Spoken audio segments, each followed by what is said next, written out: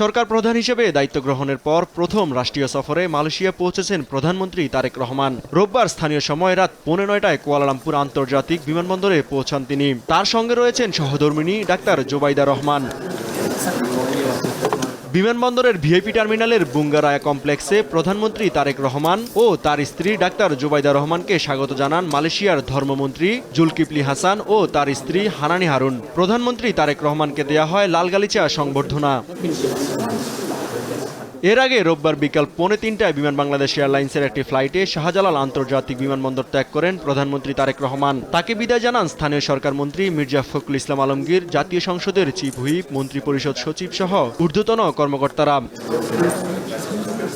সোমবার মালয়েশিয়ার প্রধানমন্ত্রী আনোয়ার ইব্রাহিমের সঙ্গে একান্ত বৈঠক করবেন প্রধানমন্ত্রী তারেক রহমান। মালয়েশিয়ার শ্রমবাজারে নতুন বাংলাদেশি কর্মী নিয়োগ, আসিয়ানে বাংলাদেশের যোগদান, রোহিঙ্গাদের প্রত্যাবর্ষণের বিষয়েও আলোচনা হবে দুই সরকার প্রধানের মধ্যে। এরপর দ্বিপাক্ষিক বৈঠকে বাংলাদেশের নেতৃত্ব দেবেন প্রধানমন্ত্রী তারেক রহমান। বৈঠকে বাণিজ্য, বিনিয়োগ সম্প্রসারণ, জ্বালানি সহযোগিতা, হালাল অর্থনীতি, কৃষি এবং শিক্ষা খাতে অধিকতর সহযোগিতা স্থাপন নিয়ে আলোচনা হবে।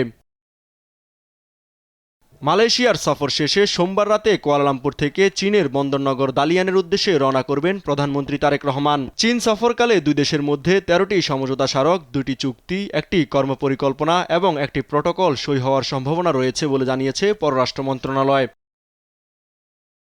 চীন সফরে WEF এর সম্মেলনে প্রধান বক্তা হিসেবে যোগ দিবেন প্রধানমন্ত্রী। সন্ধ্যায় চীনের প্রধানমন্ত্রী লি কিয়াং আয়োজিত স্বাগত নৈশভোজে যোগ দিবেন প্রধানমন্ত্রী।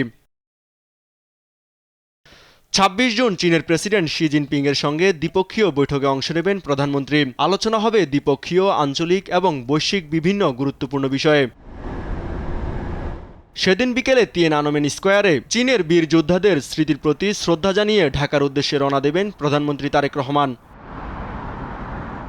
ইউসুফ ভুঁইয়া, দেশ টিভি, ঢাকা।